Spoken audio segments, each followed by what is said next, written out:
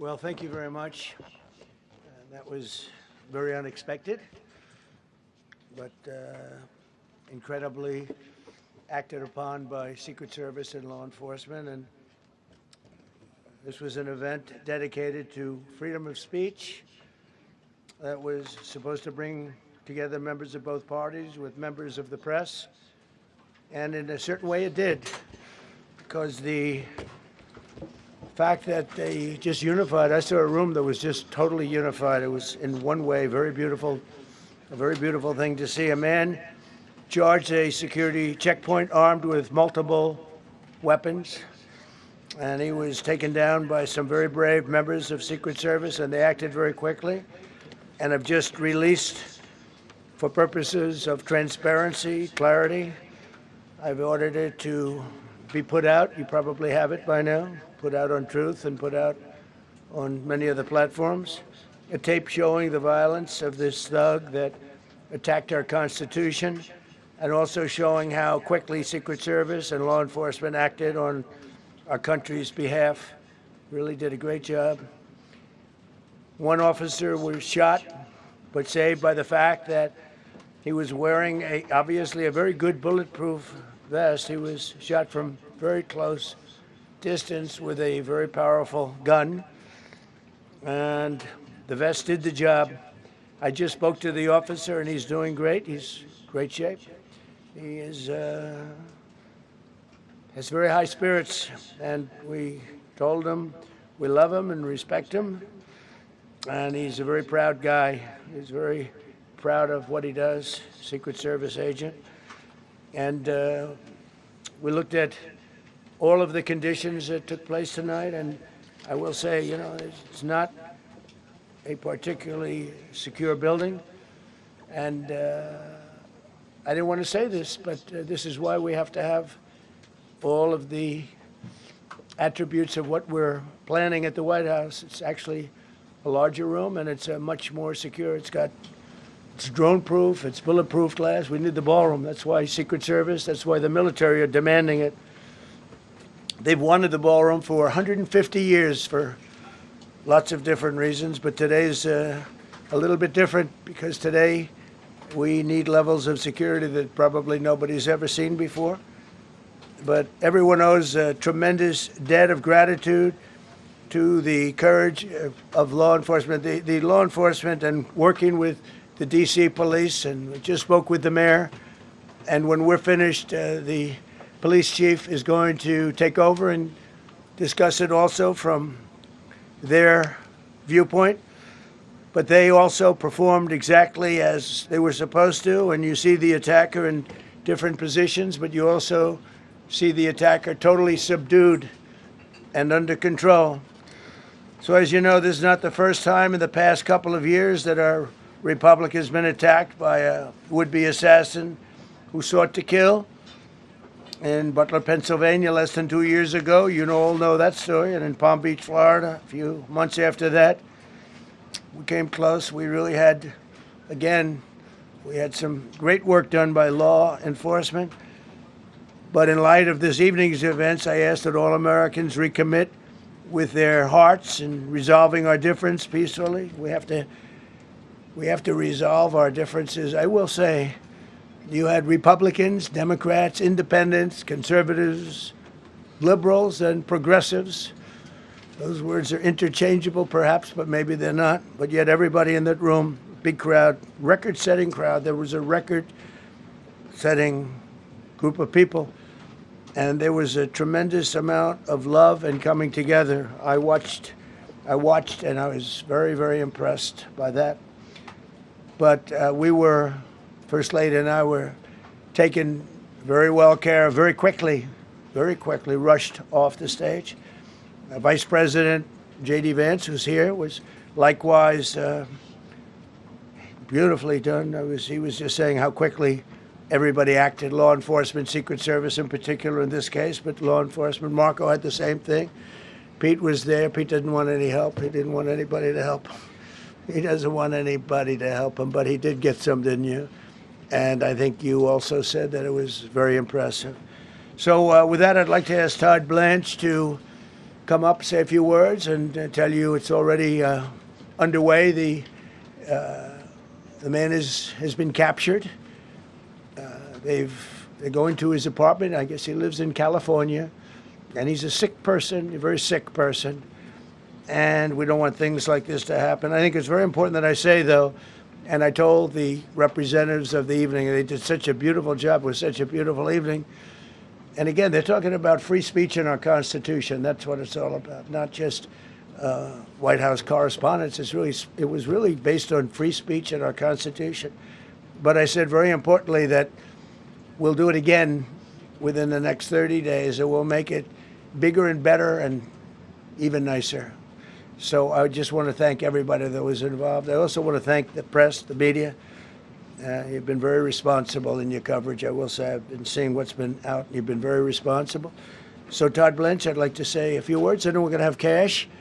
And then you're going to go on. We can ask, I guess we can take a couple of questions. I want to thank the First Lady that was a rather traumatic experience for her. There was a lot of action taking place up there very quickly. But again, the response time was really incredible. And we're going to reschedule. We're going to do it again. We're not going to let anybody take over our society. We're not going to cancel things out because we can't do that. We wanted to stay tonight. I will tell you, I fought like hell to stay. But it was protocol. They said, please, sir, because they didn't know there was a lot of action going on, and they didn't know could there be probably a lone shooter, but we'll find out. We'll find out very quickly. They have it very well under control. So I want to thank everybody very much. And Todd Blanche, please. Thank you very much, Mr. President. Tonight you saw the very worst and the very best of this country. You saw the very worst by the actions of that coward that the President just talked about. But you also saw the very best because you saw law enforcement do exactly what they're supposed to do. And you'll see the videos come out, I expect, very shortly, and you'll see law enforcement do exactly what we want them to do. And so I echo what what President Trump just said, that we are extraordinarily grateful and appreciative of the men and women of law enforcement that did their jobs tonight, including one who was injured. This investigation is ongoing. I expect you will see charges filed shortly. The charges should be self-evident given the conduct, but as you'll hear, there will be multiple charges surrounding the shooting, around the possession of firearms, and anything else that we can get on this guy. The investigation is obviously ongoing and just started. There is federal law enforcement already working on search warrants and doing their job, and I don't want to get ahead of them and don't want to get ahead of the work that they're doing even as we speak. Director Patel and I were just on the crime scene a short while ago, and everybody in this room should rest assured that the Metropolitan Police Department, the FBI, Secret Service, everybody's on the scene doing their job. I know that the police chief is going to give an update from the scene as soon as we're finished here, and I obviously will lead the details of what they have learned to him. But in the meantime, I just want to thank everybody in this room for the courage. And I want to thank President Trump for his words, and I promise you, justice will be served. Thank you. Director Patel. Thank you, General. Thank you, Mr. President. The President's absolutely right. You saw the best resolve of American law enforcement because you, Mr. President, inspire them 24/7, 365. You give them the resources that they need, and they know that you have their back. And that is a changing dynamic in this country, and that's why you saw brave Secret Service agents respond immediately, swiftly, subdue and take down the suspect, and safeguard the lives of thousands of individuals at that hotel. Thanks to our interagency partnership with the Department of Homeland Security and the Metropolitan Police Department, the FBI was rapidly deployed onto the scene, took over the evidence response unit, is examining all the ballistics that were found on scene to include the long gun and the shell casings. We are conducting witness interviews as we speak. You will hear from our team on the scene there with the mayor and the head of the FBI field division there. But please know what the Attorney General has just said reigns no truer. You saw the very best of America tonight. The very best unite us at a time of uncertainty, because we have leadership here with the president and the vice president that backs law enforcement, and the men and women that I shook their hands on the scene today could not have been prouder to show up on scene. And as the Attorney General said, make no mistake, we are conducting witness interviews. If you have any information whatsoever related to this event, 1-800-CALL-FBI, 1-800-CALL-FBI. No piece of information is too small. No piece of information is inadequate. We will evaluate it all. We will also be conducting interviews of those that were there. And if any of those individuals have information, please come forward to law enforcement or the FBI or the Metropolitan Police Department. We will be examining this individual's background thoroughly. That process has already started, and we are going to ensure that he was either a lone wolf actor or anyone else that was responsible. We will analyze all evidence immediately to make sure that we safeguard this country. Mr. President, Mr. Vice President, thank you for your leadership. Attorney General and Homeland Secretary Marlin, thank you for your partnership in law enforcement. Thank you, Carroll. Okay, we'll do a couple and then we go to the chief. Madam Chairman, I just want to say you did a fantastic job. What a beautiful evening, and we're going to reschedule. Okay. And after that, it's very tough for her to ask a killer question, right? But you have done a fantastic job. Please. Mr. President, I appreciate it. As you mentioned, it all happened so quickly. Yeah. And I wonder, especially because unfortunately you have experience with these sorts of threats, in that moment when you realized there was a threat and service agents were telling us to get down, can you describe what was going through your mind, how you were feeling in that moment? That's a very good question, actually. It's always shocking when something like this happens. It's happened to me a little bit, and that never changes. The fact, we were sitting right next to each other, First Lady on my right, and I heard a noise and sort of thought it was a tray. I thought it was a tray going down. You know, I've heard that many times, and it was a pretty loud noise.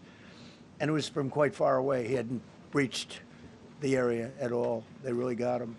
But, so it was quite far away, but it was a gun. And some people really understood that pretty quickly. Other people didn't. I was watching to see what was happening. Probably should have gone down even faster. Melania was very cognizant, I think, of what happened. I think she knew immediately what happened. She was saying, that's a bad noise. And we were whisked away along with other people, but we were really whisked away. And again, the performance of the Secret Service and the police, all of the law enforcement, I thought was really good. So it was very quick. There wasn't a lot of time to be thinking, because it was a matter of seconds before we were out the door and gone into an area. We very much, and you wanted to too, we very much wanted to continue it, because I don't like to let these sick people, these thugs, these horrible, horrible people, change the fabric of our life, change the course of what we do. So we held out. You were there. We held out right till the end, but they didn't want to take a chance, and I understand there was protocol. But we're going to be doing one hopefully within the next 30 days or sooner, and I am ready, willing, and able. And I was all set to really rip it. And I said to my people, this would be the most inappropriate speech ever made if I said one. So I'll have to save it. I don't know if I could ever be as rough as I was going to be tonight. I think I'm going to be probably very nice. I'll be very boring the next time, but we're going to have a great event. And you did a fantastic job. Thank you very much. Peter, go ahead. Thank you, President Trump. There's a report in the New York Post that this assailant assembled his weapon somewhere on site at the hotel. What do you think about that? And I ask respectfully, why do you think this keeps happening to you? Well, you know, I've studied assassinations, and I must tell you, the most impactful people, the people that do the most, you take a look at the people, Abraham Lincoln, I mean, you go through the people that have gone through this, where they got them. But the people that do the most, the people that make the biggest impact, they're the ones that they go after. They don't go after the ones that don't do much, because they like it that way. And when you look at the people that have either, whether it was an attempt or a successful attempt, they're very impactful people. Just take a look at the names there, the big names. And I hate to say I'm honored by that, but I've done a lot. We've done a lot. We've taken this country, and we were a laughing stock for years, and now we're the hottest country anywhere in the world. We've changed this country, and there are a lot of people that are not happy about that. So I think that's the answer, Peter. And after Butler, your team for a while rethought outdoor events. Yeah. Do you think that you now need to rethink No. indoor Well, events? but then you just don't do events. No, I can't do that. I have to. It is what it is. We have to do it. The room was very, very secure. He charged from 50 yards away, so he was very far away from the room. And what did you think when you saw the video of how fast he was running? He was moving. He was really moving. And the reaction time was great. Boy, those guys, they had their guns drawn literally by the time he was there. They were shooting. That's right. I thought they were very impressive. And if I didn't, I'd let you know. I'm not going to be, I would not stand for that. No, I thought they were very impressive. Thank you, President Trump, and thank Right. you for updating us on Thank the you. suspect earlier. Were you aware of any threats? Was your team aware of any threats beforehand? And do you believe you were the target of this tonight? I guess. I mean, these people they're crazy. They're crazy, and you never know. He was very far away from me. He had to go through a lot. We had resources all over. We had resources sitting at tables, literally in disguise, sitting maybe at your table. Who knows? But we had people all over the room, so he had a long way to go. That was really a first line of defense, and they got him. And they really, they acted incredibly. No,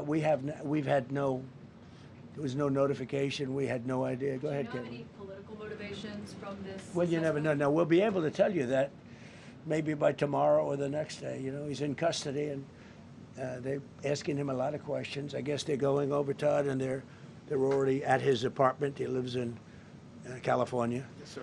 And they're over there, so they'll be able to tell you. Thank you, Caitlin. President Trump, did the suspect say anything, or was he wearing anything that would allege some type of motive here? No, I mean, he was a guy who looked pretty evil when he was down. They had him down. He was fighting hard. He was in my opinion, a sick person. Who would do that but a sick person?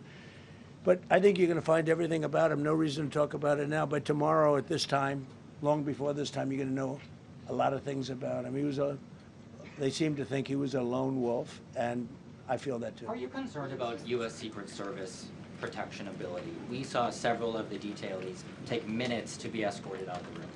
No, they acted very quickly. No, I was very impressed by Secret Service. Secret I mean, Service did great. I'm the one, and Mark Wayne, you would agree with that, I think. absolutely. I'm the one that would complain. You don't have to complain for me. I would be complaining. I'd be up here right now saying they didn't do their job. Oh, believe me, because, it's my life, and I want to live because I want to make this country great. That's why I want to live. But when you're impactful, they go after you. When you're not impactful, they leave you alone. Okay, a couple of more. Go ahead, please. Is there any indication that this shooting could have been linked to the war in Iran? I don't think so, but you never know. We're going to know a lot. We have the best people in the world working on it, and we're going to know a lot. Please. Mr. President, there's a lot. You, as well as some of us who have covered Butler, experienced another horrific day 2 years ago. Yeah. What felt similar? You had the First Lady with you today. What felt different? And you have another 2+ years in office. Are you concerned about something like this happening Well, I again? can't be concerned. I can only get great people. They did the job, in my opinion, a much better job than Butler. Butler had one weak spot that we all know about. Somebody should have been up there. But even Butler, we had our sniper on our side within 4.2 seconds from a distance of about 400 yards, one shot, and he was gone. And if he didn't do it, now, he's David. His name was David. I say, hello, David, every time I see him. David, I like you very much, David. But think of that. Now, if he doesn't hit him, and he hit him right between the eyes from 400 yards without any notice, nobody knew. He heard a sound. He looked over, and there was actually a tree that was somewhat in his way. You know the story very well. And he aimed, he fired, and if he didn't do that, beyond me, you would have had a lot more people killed. We lost one great person and 2 people very badly hurt. They're okay now. But no, that was, so in a sense, they It was pretty amazing the job they did. But they did have that 1 weak spot, as you know. They should have had that covered.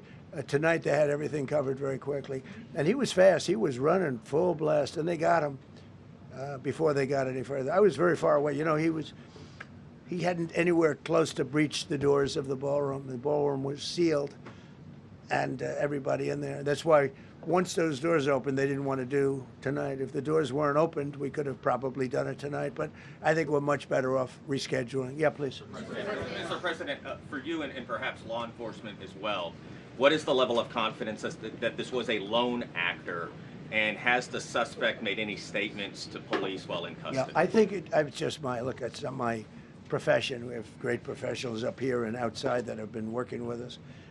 My impression is he was a lone wolf, whack job. These are crazy people. These are crazy people, and they have to be dealt with. We had that in the second attempt, as you know, and he's spending life in prison, because if you let him out, they'll probably, you know, if he serves 10 years or 15 years, you let him out, he'll probably try it again with somebody else. They're sick people.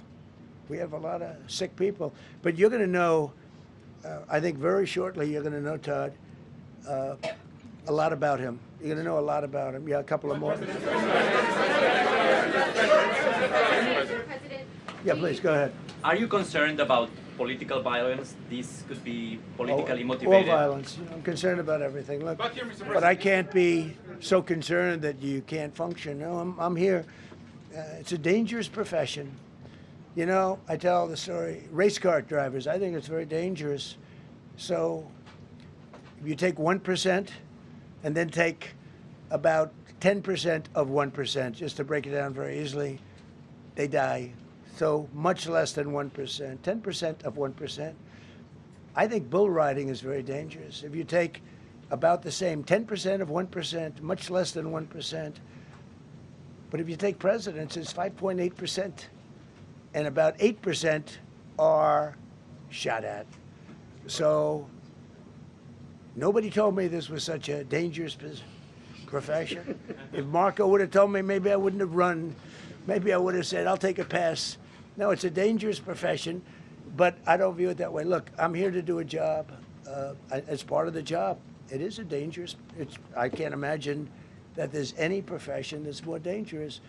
But I love the country, and I'm very proud. I'm very proud of the job we've done. You see what's happened. We have a great country. We've got, I think, the most successful, the hottest country anywhere in the world. This happened over a period of just a year, and we're going to do great things. But with that come risks. There's no question about it. Yeah. To that end, I mean, there's been so much political violence, not just aimed at yourself, but at other members of Congress, state house speakers, you name it.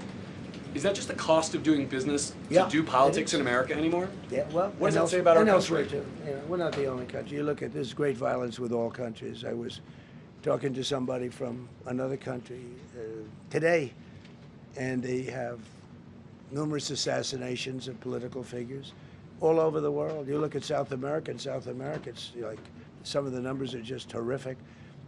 It's dangerous. It's dangerous stuff, whether it's here or someplace else. No country is immune. No country. Good question. Is it possible to turn that temperature down at this point? Well, probably if I decided to just not do much, you know, if I let everybody rip us off and take advantage of us. Look, we're leading the world in trade now. We're leading the world in the military. We're the greatest military in the world. I rebuilt it in my first term, and now we use it because we have no choice. We can't let, as an example, Iran, we can't let them get a nuclear weapon. Everything will be peanuts compared to that if they ever were given a nuclear weapon, and they'd use it too. Marco and I were talking about it today. They would use it without even hesitation. We can't do that. It was a shame. I said, oh boy, look at the numbers. We just broke 50,000 in the Dow. We just broke 7,000 in the S&P. They said we couldn't do it in 7 years, in 5 years, 4 years. They were saying maybe in 5 or 6 years. And we did it in 1 year. And I called everybody together. I called all of these people and others, and I said, we have to take a little journey. I hate to do this. We just had the great number. We just broke 50,000. Wasn't supposed to happen during my term. Wasn't reachable. We did it in 1 year, and I said, we're going to have to make a journey to Iran. They're going to have a nuclear weapon if we don't do it. We had the B-2 bombers take them out. I terminated in the first term the Obama agreement, the Iran nuclear agreement, which was a disaster. That was a road to a nuclear weapon. They would have used it. They would have used it 100%. So, you know, when you do things like that, you become a target. If I wasn't doing that, I guess I'd be a lot less of a target. But I'm honored to be. Okay, one more question. Go ahead. Yeah, go ahead. Thank you, President Trump. Thank you, President Trump. Do you know how the gun was brought into the hotel? And also, how does this event impact you as the leader of our country? Do you think it will change your I leadership? like not to think about it. I lead a pretty normal life, considering, you know, it's a dangerous life. I think I handle it as well as it can be handled. I think a lot of other people, you know, you read stories where they become basket cases. To be honest with you, I'm not a basket case. I really take it as it is. I do it for the country. I'm not doing it for any other reason. I have a first lady who's doing a terrific job. She loves the country, and she recognizes it better than anybody. She's told me numerous times. She said, "You are in a dangerous job," but that goes along with her too. I mean, it's dangerous for her too. We sat there tonight. We heard that noise, and it was either a tray or a bullet. I was hoping it was a tray, but it wasn't. And again, we had some very brave people doing a great job, so we're very proud of them and happy with them. I just want to thank everybody. They will be able to give you all that information as to the names and everything else. I think we released the names already. Most of you would have it, but his name. We appreciate it. I see so many tuxedos and beautiful dresses. It was a little different evening than we thought, but we're going to do it again, and we have a great chairman who we're so proud of, and we have to make it better. We'll make it safer, I guess, right? But we're going to make it even better. Okay, thank you very much. Thank you. You talked about how impactful this was. Can we hear from her about? Well, honey, would you want to say something? Okay.